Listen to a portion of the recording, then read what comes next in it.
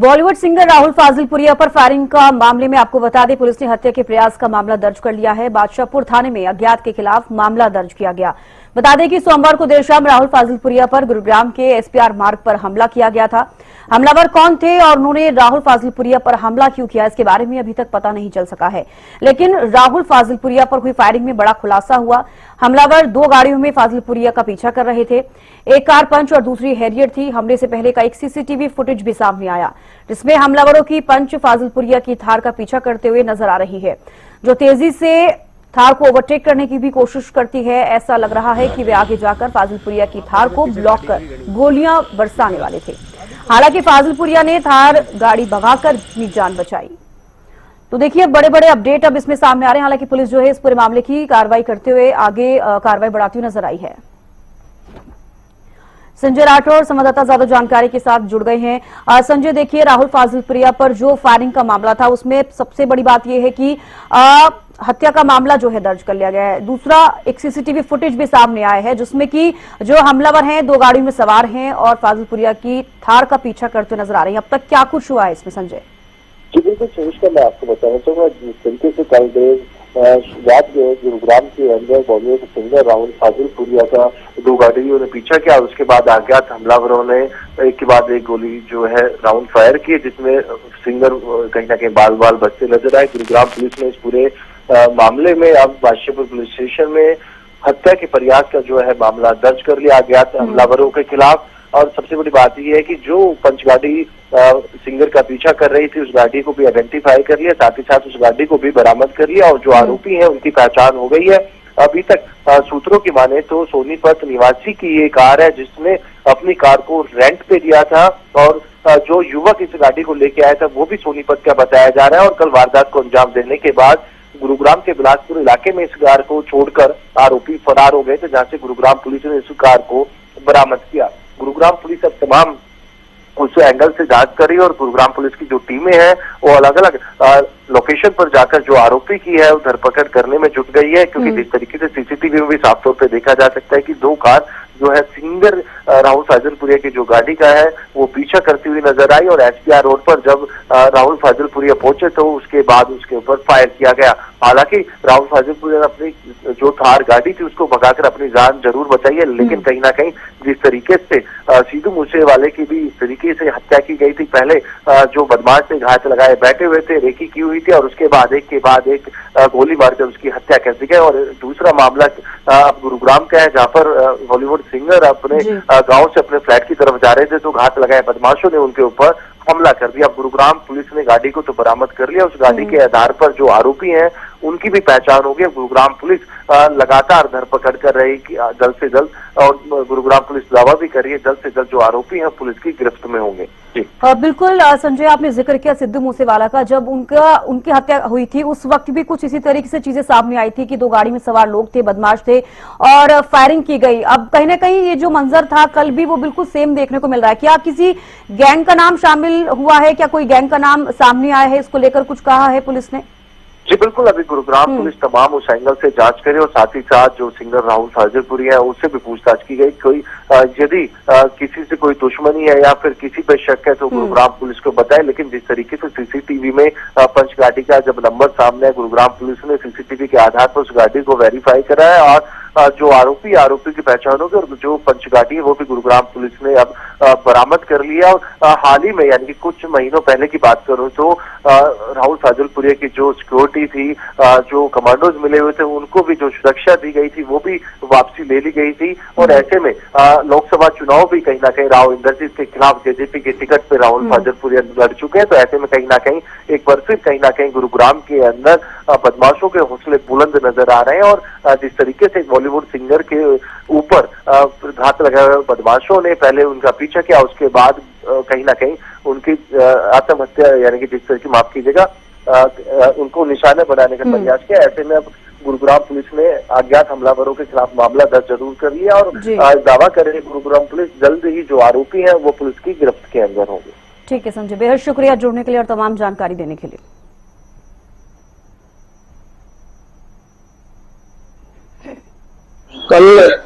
कल late evening hours में Gurugram police को एक इन्फॉर्मेशन एसपीआर रोड पे सेक्टर 71 में एक फायरिंग इंसिडेंट के बारे में मिली थी। इसके ऊपर गुरुग्राम पुलिस की टीम स्पॉट पर गई थी। तो काफी देर मेहनत करने के बाद इसमें एक बुलेट मार्क्स गुरुग्राम पुलिस को स्पॉट पे मिला है। विक्टिम के द्वारा जो कंप्लेंट पुलिस को फाइल की गई है उसके ऊपर पुलिस के द्वारा एफआईआर रजिस्टर कर ली गई है। एक डीप इन्वेस्टिगेशन इंटरव्यू केस में की जा रही है। घटना में जो कार स्पॉट पर विजिबल थी उसको पुलिस के द्वारा इसमें रिकवर कर लिया गया है। एक्यूज को पुलिस के द्वारा आइडेंटिफाई कर लिया गया है और उम्मीद है कि हम जल्दी ही जो आरोपियों को अरेस्ट करके फर्दर इस केस में खुलासा करेंगे।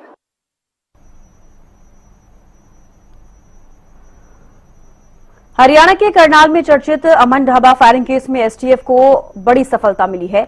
मामले में शामिल 6 और आरोपियों को गिरफ्तार किया गया है। ये सभी आरोपी पहले से गिरफ्तार किए गए सौहार्द उर्फ शिवम और पारस के नजदीकी बताए जा रहे हैं। एसटीएफ ने इन सभी को पूछताछ के लिए बुलाया था, लेकिन पूछताछ के दौरान जब इनके बैंक खातों में संदिग्ध ट्रांजैक्शन का खुलासा हुआ तो इन्हें मौके से ही गिरफ्तार कर लिया गया। आज आरोपियों को कोर्ट में पेश किया जाएगा। मामले में अब तक 8 गिरफ्तार हो चुके हैं। बता दें कि बीती 27 जून को कुरुक्षेत्र के शाहबाद में करनाल बॉर्डर के पास स्थित अमन ढाबा पर बाइक सवार नकाबपोश बदमाशों ने ताबड़तोड़ फायरिंग की थी। करीब 20 से 25 राउंड फायर किए गए थे, जिससे ढाबा और वहां खड़े वाहन क्षतिग्रस्त हो गए थे। हालांकि किसी के घायल होने की सूचना नहीं थी। हमलावर मौके पर एक पर्ची छोड़कर गए थे जिसमें एक मोबाइल नंबर लिखा था। इसे देखते हुए मामला फिरौती से जुड़ा माना जा रहा है और इस मामले में पहले 2 आरोपी गिरफ्तार किए जा चुके हैं, जबकि सोमवार को 6 और गिरफ्तारियां की गई हैं। मेरे पास अमन ढाबा फायरिंग में एक लड़का पहले हमने गिरफ्तार किया सौहार्द शिवम, और उससे पहले उनका एक और मुकदमा था सौहार्द शिवम और पारस का अलग से दर्ज हुआ था, जिसमें उनसे हथियार बरामद हुए थे। उसके आगे कंटिन्यूएशन में हमने 6 और नए लड़कों को अरेस्ट किया है जो इनकी गैंग को चलाने में और इनके साथ इन्वॉल्व रहते थे। तो चलो, महेंद्र सिंह हमारे साथ करनाल से लाइव जुड़ गए हैं। महेंद्र, देखिए, सबसे बड़ी बात यह है कि अमन ढाबा का जो फायरिंग का मामला है, इसमें पहले भी 2 आरोपियों को गिरफ्तार किया गया था। अब 6 आरोपियों को गिरफ्तार किया गया है। उनसे पूछताछ के लिए उन्हें बुलाया गया, उसके बाद उनके अकाउंट खंगाले गए और कहीं ना कहीं कई सारी चीजें मिली हैं, जिसके बाद उनको गिरफ्तार किया गया है। क्या कुछ ज्यादा जानकारी? बिल्कुल, देखिए, एसटीएफ को बड़ी कामयाबी मिली है। कल देर रात 6 ऐसे बदमाशों को गिरफ्तार किया है जिनके तार जो हैं अमन ढाबा पर हुई फायरिंग के मामले से जुड़े हुए थे। मैं आपको बता दूं कि 2 सप्ताह पहले ही एसटीएफ करनाल ने 2 बदमाशों को काबू किया था, जिनमें एक शिवम उर्फ सौहार्द था और एक पारस था। ये दोनों जो है एनसीआर में सक्रिय है, कौशल चौधरी गैंग के गुर्गे बताए जा रहे थे। उनसे भारी मात्रा में जो है हथियार और गोली बारूद जो है बरामद हुआ था। इसके बाद लगातार एसटीएफ जो है इस मामले के जी महेंद्र बोलिए। जी देखिए, एसटीएफ ने कल देर रात जो है एक बड़ी कार्रवाई की है। जो अमन ढाबा के मामले में 6 जो है बदमाशों को गिरफ्तार किया गया। इनके तार भी शिवम उर्फ सौहार्द और पारस से जुड़े हुए बताए जा रहे हैं, जो पहले इस मामले में एसटीएफ द्वारा पकड़े जा चुके हैं। इन्हीं बदमाशों से भारी मात्रा में हथियार और गोलियां बरामद हुई थी। अब इन मामलों की जांच में जुड़ी जो है एसटीएफ से खुलासा हुआ है कि आर्थिक ट्रांजैक्शन दोनों बदमाशों के साथ इन जो आरोपियों को पकड़ा गया, इन 6 लोगों के साथ मिला गया है। और ये कहीं ना कहीं संदिग्ध है कि जिस तरह से ट्रांजैक्शन हुई थी, क्योंकि ये जो गोलाबारी हुई थी, फायरिंग की गई थी 20 से 25 राउंड अमन ढाबा पर, वो भी फिरौती के लिए की गई थी। और ये पूरा जो गैंग है ये कौशल चौधरी गैंग से जुड़ा हुआ है। तो ऐसे में एसटीएफ अब इन 6 लोगों को गिरफ्तार कर चुकी है और उनको आज रिमांड पर लिया गया है ताकि इनसे आगामी पूछताछ की जा सके। जी बिल्कुल, आपने बताया कि कौशल चौधरी गैंग से ये जो पूरा मामला है जुड़ा हुआ है और इससे पहले जो 2 आरोपी गिरफ्तार किए गए थे महेंद्र, उनसे क्या कुछ पूछताछ अब तक हो पाई है? क्या चीजें निकलकर सामने आई? बिल्कुल, देखिए, करीब 2 सप्ताह पहले एसटीएफ करनाल ने शिवम उर्फ सौहार्द और पारस को डिटेन किया था, जब उनके पास से 3 हथियार बरामद हुए थे और कई दर्जन गोलियां बरामद हुई थी। उनको रिमांड पर लेकर जब पूछताछ की गई तब इन 6 लोगों के नाम सामने आए थे और इन 6 लोगों को पूछताछ के लिए एसटीएफ ने बुलाया था। लेकिन जब इनके बैंक खातों की डिटेल खंगाली गई तो उससे ये खुलासा हुआ कि एक बड़ी ट्रांजैक्शन जो है इन लोगों की बदमाशों के खातों में मिली है। तो जाहिर सी बात है कि इनका सीधा संबंध उनके साथ था, और जिस तरह से ये पूरे जो बदमाशों का नेटवर्क है ये फिरौती के मामलों से जुड़ा हुआ है, तो ये कहीं ना कहीं सीधे रूप से संबंध रखते थे। जो 6 लोग पूछताछ के लिए बुलाए गए थे, जब इनकी आर्थिक गतिविधियां संदिग्ध मिली उसी समय एसटीएफ ने इनको काबू कर लिया, इनको गिरफ्तार कर लिया। अब इनको रिमांड पर लिया गया है क्योंकि इनके सीधे संपर्क उन लोगों से है, कौशल चौधरी गैंग के गुर्गों के साथ है। तो जाहिर सी बात है आगामी रिमांड के दौरान जो पूछताछ होगी उसमें कुछ और खुलासे भी हो सकते हैं। जी बिल्कुल, कुछ और खुलासे होने भी बाकी हैं, क्योंकि अब जिस तरीके से 6 आरोपियों को गिरफ्तार किया गया है और भी परत दर परत चीजें खुलती हुई नजर आएंगी। 27 जून का ये मामला है महेंद्र, लेकिन सबसे बड़ा सवाल ये हो जाता है कि फिरौती से जोड़कर इस मामले को देखा जा रहा है, क्योंकि जब ये फायरिंग की घटना हुई थी तब वहां पर एक पर्ची भी फेंक कर गए थे वो 2 बदमाश जिनको पहले गिरफ्तार किया गया। तो अब क्या कुछ पुलिस कह रही है इस पूरे मामले को लेकर? देखिए, एसटीएफ की तरफ से अभी तक की जो जानकारी दी गई है, आमन ढाबा पर जो फायरिंग हुई थी बीती 27 जून के, उसके जो मुख्य आरोपी अभी भी जो है पुलिस गिरफ्त से बाहर है, उनको पकड़ा अभी तक नहीं जा सका है। जो ये 2 आरोपी 2 सप्ताह पहले पकड़े गए थे, इन पर आरोप है कि इन्होंने वो हथियार मुहैया कराए थे जिनसे फायरिंग की गई थी, जिसमें शिवम शामिल है, जिसमें पारस शामिल है। इन्होंने वो हथियार उन लोगों को मुहैया कराए थे जिनसे रिमांड के दौरान ही खुलासा हुआ था।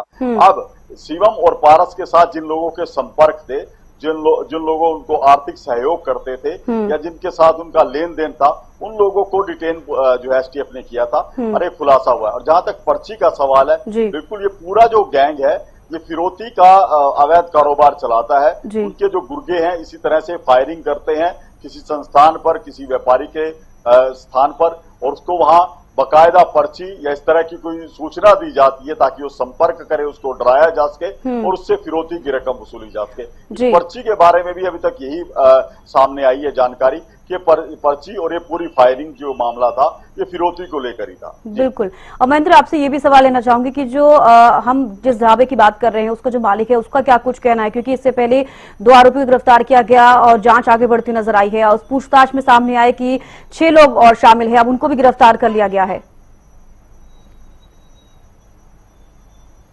बिल्कुल, देखिए जो ढाबा मालिक है उनकी तरफ से शिकायत जो है वो कुरुक्षेत्र पुलिस को इस मामले को लेकर दी गई थी, और जहां तक जो इस पूरे वारदात की जो मास्टरमाइंड है जिन्होंने फायरिंग की थी वो बदमाश अभी तक पुलिस की गिरफ्त में नहीं आए हैं। तो ऐसे में लगातार जिस तरह से ये कहे कि जो ढाबा मालिक है उसकी तरफ से भी अभी भी वो जो आशंका बनी हुई है, जिस तरह से गुंडों ने बदमाशों ने उनके संस्थान पर फायरिंग की थी, उसको लेकर वहां पर कड़ी सुरक्षा भी रखी गई है। और अब जिस तरह से इस मामले के तार खुल रहे हैं और आगे से आगे जिस तरह से लोग और बदमाश पकड़े जा रहे हैं, उसे जल्दी इस पूरे मामले का खुलासा होना वो सुनिश्चित माना जा रहा है। जी ठीक है, बेहद शुक्रिया महेंद्र जुड़ने के लिए और तमाम जानकारी देने के लिए।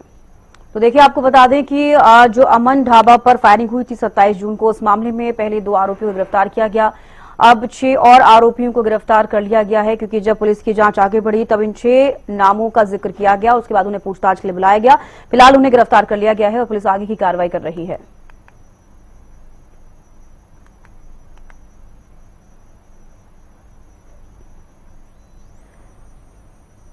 यमुनानगर में बीती रात 2 अलग अलग जगहों पर फायरिंग की घटनाओं ने पूरे शहर में हड़कंप मचा दिया है। पहली घटना आईटीआई के पास स्थित शम्मी इंडस्ट्रीज के मालिक के घर पर हुई, जबकि दूसरी घटना सरोजनी कॉलोनी फेज 1 में एक कपड़ा व्यापारी के घर पर हुई है। उसके बाद दोनों घटनाओं में पुलिस ने तत्परता दिखाते हुए जिले भर में नाकाबंदी कर दी है। पहली वारदात रात करीब 10 बजे हुई, जब बाइक पर सवार 2 बदमाशों ने रविंद्रपाल सिंह और गुरदीप सिंह के घर के बाहर बने ऑफिस के शटर पर 4 से 5 राउंड फायरिंग की। गोलियों से शटर में छेद हो गए और शीशे का दरवाजा क्षतिग्रस्त हो गया। गोलियों की आवाज सुनकर घर के सदस्य बाहर निकले और तुरंत पुलिस को सूचना दी गई। पुलिस की 4 112 गाड़ियां, गांधीनगर थाना सीआईए 1 और सीआईए 2 टीमें मौके पर पहुंची। वहीं फॉरेंसिक टीम ने 4 खोखे बरामद किए हैं और सीसीटीवी फुटेज कब्जे में लेकर जांच शुरू कर दी गई है। और मालिकों का कहना यह है कि उनकी किसी से भी कोई दुश्मनी नहीं है।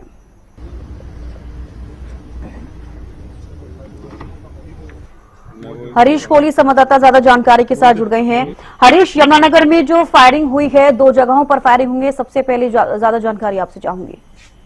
देखिए बिल्कुल बता दूं कि यमुनानगर जो है आजकल बदमाशों और गैंगस्टरों के निशाने पर है और बड़ी बात नहीं होगी अगर कहें कि यमुनानगर जो है अपराध की राजधानी बन चुका है। देर रात भी यमुनानगर के 2 स्थानों पर गैंगस्टरों द्वारा जब गोलियां चलाई गई, बता दूं कि यमुनानगर में फरोख्ती को लेकर गैंगस्टर जो है वो गोलियां चला रहे हैं, लोगों को दहशत में डाल रहे हैं। व्यापारी वर्ग इस चीज को लेकर काफी नाखुश भी है, जिला प्रशासन की कार्यप्रणाली से भी नाखुश है और कहीं ना कहीं दहशत के साए में भी जी रहा है, क्योंकि जहां पता लगता है गैंगस्टरों को कि ये व्यक्ति का कारोबार बढ़िया चल रहा है तो उसी से फिरौती मांगी जाती है। अगर फिरौती नहीं दी जाती तो डरावे के तौर पर पहले उसके स्थान के बाहर या घर के बाहर गोलियां चलाई जाती हैं। हालांकि जो गोलियां रात चलाई गई वहां पहले भी फिरौती मांगी गई थी, हालांकि पुलिस द्वारा वहां पर सुरक्षा गार्ड की भी तैनाती की गई है। लेकिन बड़ी बात ये मैं और बता दूं कि यमुनानगर की जो ITI के पास गोलियां चली है वहां पर पुलिस द्वारा एक लगातार पक्का स्थायी नाका लगाया गया, जहां पर 24 घंटे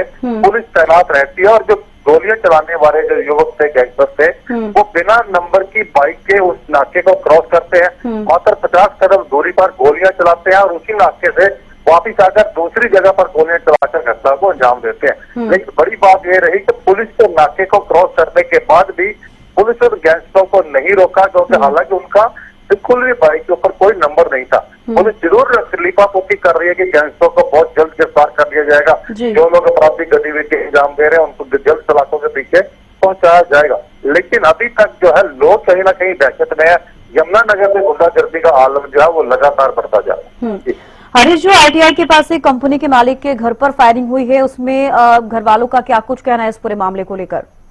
देखिए बिल्कुल बता दूं कि जो परिवार वाले हैं वो बिल्कुल चुप्पी साधे हुए हैं। और मैं और बात बता दूं कि जिला पुलिस जो है वो कहीं ना कहीं जिनके घरों में वारदात होती है, गैंगस्टरों की वारदात होती है या गैंगस्टर फिरौती मांगते हैं, तो लोगों को ये कहकर डरा दिया जाता है कि आप लोगों ने मीडिया को बिल्कुल भी कुछ नहीं बताना, ताकि लोग जो है, हालांकि इससे लोग और दहशत में आ जाते हैं। पुलिस कहीं ना कहीं मामले को जो मीडिया से भी छुपाती है और आम जनता में भी छुपाती है, और यही छुपाने का जो खेल है वो गैंगस्टरों को कहीं ना कहीं जो है हल्लागिरी दे रहा है, बढ़ोतरी दे रहा है और गैंगस्टर इसी बात का फायदा उठा रहे हैं और लोगों को जो है धमकियां देते हैं, तो फिरौतियां मांगते हैं। जब गोलियां चलती है तब पता चलता है कि इस बंदे से फिरौती मांगी गई थी। तो पुलिस भी कहीं ना कहीं ऐसे मामलों को छुपाने और दबाने का लगातार प्रयास करती है। और बिल्कुल जो कपड़ा व्यापारी के घर पर फायरिंग हुई है, उनके परिवार का क्या कुछ कहना है इस पूरे मामले पर? मैंने पहले ही बताया कि पुलिस द्वारा कहीं ना कहीं जिन परिवारों के साथ हादसा होता है, जब गैंगस्टर के अंदर गोलियां चलाते हैं, तो जिनके पास से फिरौती मांगते हैं, पुलिस कहीं ना कहीं उनको पहले ही क्या देती है कि आपने मीडिया को बिल्कुल इस बारे में कुछ नहीं बताना। इसी चीज का लाभ जो है गैंगस्टर उठाते हैं। यमुनानगर के गैंगस्टरों की जो वारदातें हैं वो लगातार चल रही है, क्योंकि मैं बता दूं कि पिछले दिनों भी लगातार कई दिन तक शराब के ठेकों की नीलामी केवल इसीलिए नहीं हुई क्योंकि गैंगस्टरों ने दबाव बनाया हुआ शराब के ठेकेदारों के ऊपर कि अगर किसी ने ठेका लिया तो उसको गोली मार दी जाएगी। तो इसी के चलते लंबे समय तक जो है गैंगस्टरों के खौफ के चलते पुलिस जो ठेकेदार थे उन्होंने ठेके जो है नहीं लिए, और रोमिल बोहरा नामक जो गैंगस्टर था उसके एनकाउंटर के बाद यमुनानगर में कहीं ना कहीं पुलिस ने राहत की सांस ली थी। लेकिन उसके बाद भी अभी शुभम शर्मा जो है, शुभम पंडित नाम का एक गैंगस्टर है जिसके ऊपर 1 लाख रुपए का इनाम है, वो अभी बाहर है। तो बता दें कि जिस तरह से गोलियां चलाई जा रही हैं वो कहीं ना कहीं आम लोगों में दहशत तो पैदा कर ही रहा है। लेकिन लगता है कि जो गैंगस्टर है या गुंडे हैं उनको पुलिस का या कानून का किसी भी प्रकार का कोई खौफ नहीं है। जी चलिए, बेहद शुक्रिया हरीश जुड़ने के लिए और तमाम जानकारी देने के लिए।